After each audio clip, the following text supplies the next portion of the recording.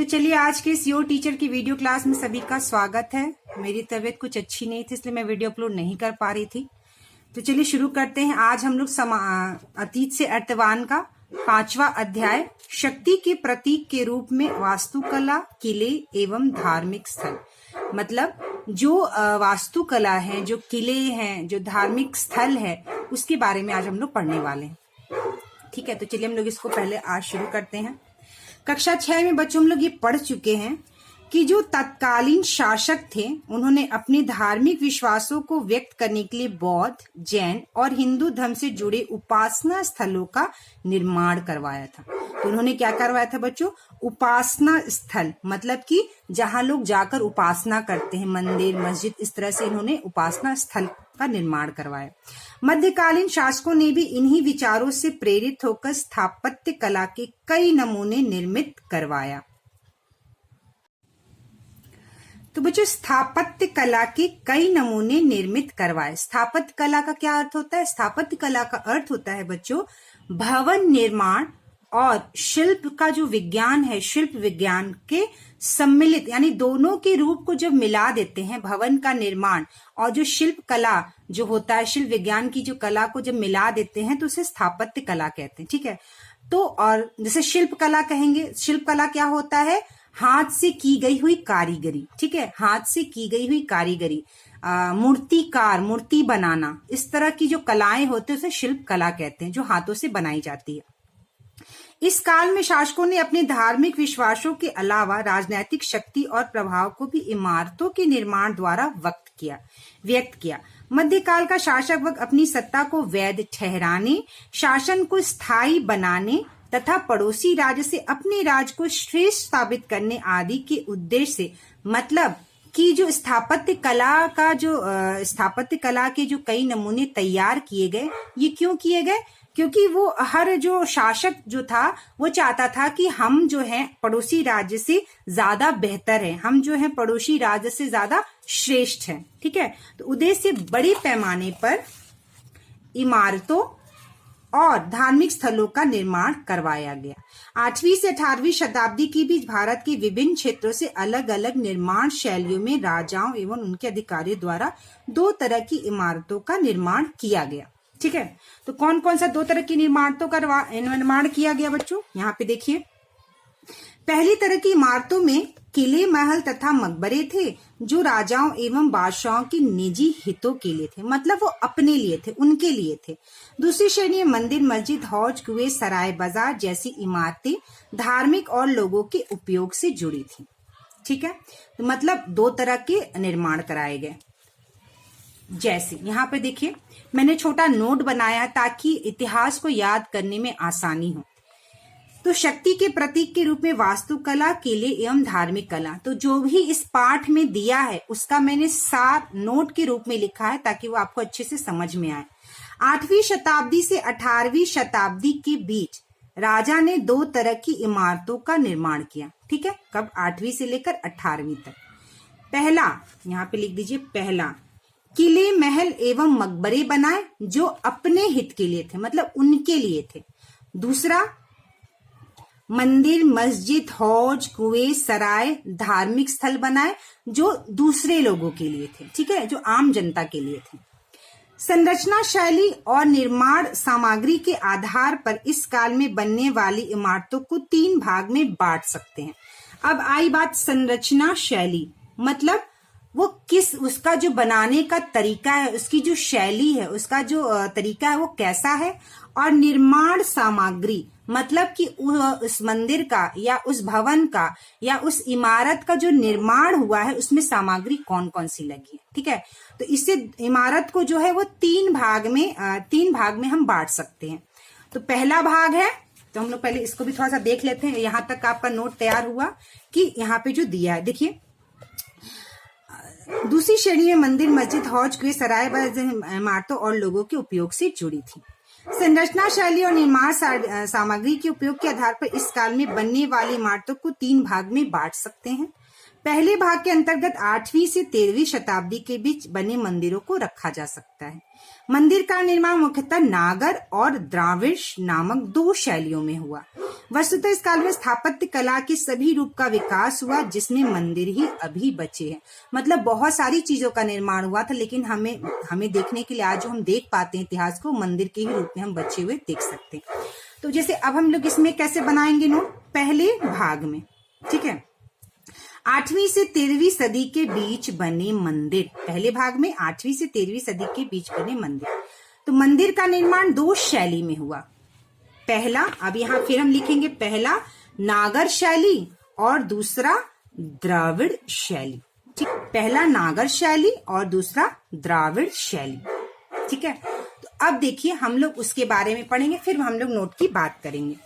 आपने पुरी के जगन्नाथ मंदिर या खजुराहो मध्य प्रदेश में बने मंदिरों के विषय में सुना होगा। यह अपने निर्माण शैली, भव्यता और मजबूती के लिए विश्व में आज भी प्रसिद्ध है। इन मंदिर का निर्माण नागर शैली में हुआ था। ठीक है, इस शैली में मंदिर शीर्ष क्रमशः इस शैली के मंदिर आधार से शीर्ष तक आयताकार एवं शंक्वाकार संरचना में बने होते हैं। ठीक है, तो जो मंदिर जो बनी होती है वो आयताकार में या शंक्वाकार संरचना में बनी होती है। शीर्ष क्रमशः पतला होता है, जिसे शिखर कहा जाता है। क्या कहा जाता है बच्चों? शिखर कहा जाता है। शीर्ष मतलब जो ऊपर का हिस्सा होता है वो कैसा होता है? पतला होता है। देखिए यहाँ पर इस तरह से, ठीक है, जो शीर्ष होता है वो पतला होता है। ठीक है, तो इस तरह से बना होता है।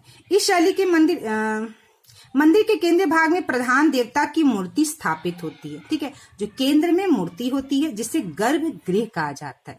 मंदिर चारों तरफ अलंकृत स्तंभों पर टिकी होती है। यह प्रदक्षिणा पथ से भी घिरा होता है। गर्भगृह के पीछे अलग अलग झरोखा बना होता है। उस समय मंदिर का निर्माण मुख्यतः पत्थरों को तराश कर क्रमिक रूप से एक दूसरे के साथ जोड़ते हुए बनाया जाता था। तो किससे बनाया जाता था बच्चों? पत्थरों को तराश कर बनाया जाता था। चलिए आगे बढ़ते हैं। यानी कि 8वीं से 18वीं शताब्दी यानी 13वीं शताब्दी में इसी काल में दक्षिण भारत में मंदिर स्थापत्य कला की द्राविड़ शैली का विकास हुआ। इसकी विशेषता थी कि गर्भगृह के ऊपर कई मंजिलों का निर्माण होता था। ठीक है, तो क्या होता था बच्चों? कई मंजिलों का निर्माण होता था। किसमें? द्राविड़ शैली में। ठीक है, जिसकी संख्या 5 से 7 तक होती थी। कितनी होती थी? 5 से 7 तक। इसे विमान का नाम दिया गया। क्या नाम दिया गया बच्चों? विमान। इसे क्या नाम दिया गया? विमान का नाम दिया। किसे? जो 5 से 7 तक कई मंजिल होते थे उसको क्या कहते थे हम? वो लोग विमान। स्तंभों पर टिका एक बड़ा कमरा होता था जिसे मंडप कहा गया। क्या कहा गया बच्चों? मंडप। ठीक है, एक बड़ा स्तंभों पर, स्तंभ के नीचे जो है स्तंभों पर टिका एक बड़ा कमरा होता था जिसे मंडप का नाम दिया। स्तंभ के ऊपर कमरा होता था बड़ा सा। गर्भगृह के सामने अलंकृत स्तंभों पर टिका एक बड़ा कक्ष होता था जिसमें धार्मिक अनुष्ठान किए जाते थे। संपूर्ण मंदिर की संरचना ऊंची दीवारों से घिरी होती, जिसमें एक प्रवेश द्वार होता था। वह बहुत भव्य और अलंकृत होता था। इसे गोपुरम कहा जाता था। किसे गोपुरम कहा जाता था बच्चों? वो जो प्रवेश द्वार होता था। इसका सबसे महत्वपूर्ण उदाहरण मुदैर की मीनाक्षी सुंदेश्वर मंदिर है। तंजौर का बृहदेश्वर मंदिर द्रविड़ शैली में ही निर्मित है, लेकिन सामान्यतः देखने में वह नागर शैली की विशेषताओं से परिपूर्ण है। द्राविड़ शैली लेकिन देखने में नागर शैली जैसा दिखता है। इस तरह के मंदिरों का निर्माण एक साथ शासकों की शक्ति, ठीक है, धन, वैभव और भक्ति भाव को प्रदर्शित करते हैं। इसका प्रमाण है विदेश्वर मंदिर से जुड़ा एक अभिलेख, मतलब लिखा हुआ अभिलेख है। किसी विदेश्वर मंदिर से जुड़ा हुआ क्या मतलब इसका प्रमाण? किस चीज का प्रमाण? कि जो पहले जो है बहुत ज्यादा धन, वैभव और भक्ति भाव का हमारे जो में था, ठीक है, देश में। इससे यह ज्ञात होता है कि मंदिर का निर्माण राजा राजदेव ने अपने देवता की उपासना हेतु किया था। मतलब उस समय जो है भक्ति भी बहुत ज्यादा लोग करते थे, जिसका नाम राजा राजेश्वरम था। शासक और भगवान के नाम में समानता का उद्देश्य था जनता की समक्ष अपने आप को ईश्वर के प्रतिनिधि के रूप में पेश करना। ठीक है, तो उन्होंने क्या किया था? राजा राजदेव ने जो मंदिर बनवाया था, ठीक है, मंदिर बनवाया था किस लिए? अपनी उपासना, अपने देवता की उपासना करने के लिए। धार्मिक अनुष्ठान में भी देवता और राजा दोनों की उपासना की जाती थी। ठीक है, तो राजा की भी उपासना दोनों और देवता की भी उपासना की जाती थी। राजा का देवता मंदिर का प्रधान देवता होता था, तो लघु देवता उसके सहयोगियों और अधीनस्थों के। इस प्रकार मंदिर और उसमें स्थापित देवी देवता शासक और उसके सहयोगियों द्वारा शासित क्षेत्र का छोटा रूप था। मतलब देखिए, शासक और भगवान, मतलब कि जो नाम था, जो शासक होता था, राजा होता था, उसका नाम और भगवान का नाम जो है वो समानता होती थी। मतलब उनका नाम जो है एक समान होता था, मिलता जुलता नाम होता था। और उनका उद्देश्य क्या था? समक्ष अपने आप को, मतलब वो ये कहना चाहते थे शासक कि हम जो है वो ईश्वर के प्रतिनिधि हैं। मतलब हम ईश्वर का प्रतिनिधि हैं, हम ईश्वर की तरफ से हैं, उनके प्रतिनिधि हैं। तो धार्मिक अनुष्ठान भी जब किया जाता था वहां पे, तो राजा और देवता दोनों की उपासना की जाती थी। ठीक है, तो ये हमारा पहले भाग में था, जो कब से कब तक था बच्चों? मंदिर का जो निर्माण हुआ था वह 8वीं से 13वीं सदी के बीच बने मंदिर का था। अब देखिए, नागर शैली के जो मंदिरों का उदाहरण है, मैंने यहाँ मंदिर का उदाहरण लिखा है। पुरी का जगन्नाथ मंदिर, खजुराहो मध्य प्रदेश के मंदिर, ठीक है, कोणार्क का सूर्य मंदिर। और नागर शैली का जो विशेषता था कि उसकी शैली कैसी थी, वो कैसा था, तो उसका जो ऊपर का जो शीश होता था वह पतला होता था, जिसे शिखर कहते थे, और उस मंदिर में गर्भगृह होता था। ठीक है, अब द्राविड़ शैली में जो मंदिरों के उदाहरण है, देखिए, मुदैर की मीनाक्षी सुंदेश्वर मंदिर, तंजौर का वृहदेश्वर मंदिर। राजा राजदेव ने अपने देवता की उपासना हेतु वृहदेश्वर मंदिर बनवाया था। अब जो द्राविड़ शैली थी उसमें जो दीवार होते थे बहुत ऊंचा होता था, और जो उनका भव्य द्वार गोपुरम, और जो द्वार होता था द्राविड़ शैली का, जो प्रवेश द्वार होता था, उसे गोपुरम कहा जाता था। ठीक है, क्या कहा जाता था बच्चों? उसे गोपुरम कहा जाता था। चलिए अब हम लोग द्वितीय भाग की बात करते हैं। हमने पहले पढ़ा कि 3 भाग में हम डिवाइड कर सकते हैं, बांट सकते हैं मंदिरों मस्जिदों को। द्वितीय भाग के अंतर्गत 13वीं से 16वीं सदी के बीच इमारतों को रखते हैं। इसमें स्थापत्य कला की बहुत सा विद्याएं जो थी वो क्या थी बच्चों? बहुत नया नया था। ठीक है, इसका निर्माण मुस्लिम शासकों द्वारा किया गया। ठीक है, यानी कि 13वीं से लेकर 16वीं शताब्दी के बीच जो निर्माण हुआ वह मुस्लिम शासकों द्वारा हुआ। इस काल में भारत में एक नए शासक वंश तुर्क अफगान शासक की स्थापना हुई। नए शासक की पहली आवश्यकता थी रहने के लिए भवन और समर्थकों हेतु पूजा स्थलों का निर्माण। पूजा स्थल उपलब्ध करने के लिए पहले से जो मंदिर, मस्जिद और अन्य इमारतों को मस्जिद में परिवर्तित किया। यानी जो पहले से मंदिर बने हुए थे उनको क्या किया इसने, और इमारत जो बने हुए थे, जो मंदिर थे और जो इमारत थे, उसको क्या किया इन्होंने? मस्जिद में क्या किया बच्चों? इन्होंने परिवर्तित कर दिया। किसने? मुस्लिम शासकों ने। भारत में बनने वाली पहली मुस्लिम उपासना स्थल कौन सी थी बच्चों? कुव्वत उल इस्लाम। कौन सा था? कुव्वत उल इस्लाम। इस्लाम की शक्ति मस्जिद है जो दिल्ली स्थित कुतुब मीनार परिसर में है। इस काल में मेहराब और गुंबद, देखिए, मेहराब और गुंबद नामक 2 नवीन स्थापत्य शैलियों का प्रयोग बड़े पैमाने पर शुरू हुआ। यानी कि मुस्लिम काल में मुस्लिम शासकों ने जो है कौन से कब 13वीं से लेकर 16वीं शताब्दी तक, ठीक है, 13वीं से लेकर 16वीं शताब्दी तक क्या किया था? 2 नई शैलियों में भवन का निर्माण किया था। क्या नाम था? मेहराब और गुंबद। गुंबद इमारतों को भव्य बना देता था, मेहराब उसे मजबूती प्रदान करता था। मेहराब का 2 रूप इस भारत में प्रचलित हुआ। इन दोनों में कुछ अंतर जिसे आप नाम के साथ दिए चित्र में स्पष्ट कर सकते हैं। शैली में परिवर्तन के साथ साथ निर्माण सामग्रियों में भी नई चीजें आई और चूना पत्थर सुर्खी का प्रयोग बढ़ा। मतलब जो सामग्री थी वो भी चेंज हुआ, चूना पत्थर और सुर्खी का प्रयोग हुआ। यह उच्च श्रेणी का गारा होता था जो पत्थर के टुकड़ों से मिलाने में सहायक था। इसकी वजह से विशाल ढांचा का निर्माण होता था। इससे पहले भारत में बने, तो इससे पहले यानी कि इस काल से पहले जो इमारत बनने में क्षैतिज के उपयोग पर आधारित क्षैतिज शैली को अपनाया जाता था। ठीक है, तो निर्माण सामग्री का भी बदला, चूना पत्थर और सुर्खी का प्रयोग हुआ, और जो शैली थी वह गुंबद और मेहराब शैली जो था वह बनकर तैयार हुआ। यहाँ पर जो नीचे दिया गया है वो बच्चों इस पुस्तक में लिखा हुआ समझ में नहीं आ रहा है क्या है, तो हम लोग आगे का बढ़ते हैं। ठीक है। मेहराब के वैज्ञानिक विधि का पहली बार प्रयोग कुतुब मीनार के प्रवेश द्वार अलाई दरवाजा में देखते हैं। यह कुतुब मीनार परिसर में स्थित है। ठीक है। तो कुतुब मीनार का जो प्रवेश द्वार अलाई दरवाजा है उसमें जो है मेहराब शैली का प्रयोग हुआ है। इस्लामी शैली के मेहराब के निर्माण के लिए हमारे भारत में प्रसिद्ध है। तुगलक कालीन स्थापत्य में गयासुद्दीन का मकबरा एक नई शैली की ओर संकेत करता है। इसमें भारतीय और इस्लामी शैली दोनों का मिलावट है, यानी कि नागर शैली और द्राविड़ शैली और मेहराब शैली, मतलब दोनों शैलियों को मिलाकर जो है गयासुद्दीन का मकबरा का जो बना वो दो एक नई शैली में तैयार हुआ है। तुगलक काल में भवनों का निर्माण बड़े पैमाने पर हुआ। इस काल की इमारत ऊंची चबूतरे पर और गुंबद संगमरमर का बनाया गया। ठीक है। गुंबद किसका बनाया बच्चा? संगमरमर का गुंबद बनाया गया। गुंबद मतलब ऊपर से जो है वो गोल होता था। दिल्ली सल्तनत के कमजोर होने के साथ साथ वहां के कलाकारों का अन्य क्षेत्रों में पलायन हुआ। वहां स्थानीय शासकों ने, जिनका उदय सल्तनत काल के पतन के बाद हुआ, इन्हें संरक्षण प्रदान किया। इन राज्यों में स्थानीय विशेषताओं को ग्रहण कर स्थापत्य कला का काफी विकास किया गया। ऐसे स्थानीय राज्य जिसने कला का बहुत संरक्षण दिया वे थे गुजरात, बंगाल, जौनपुर और मलबा।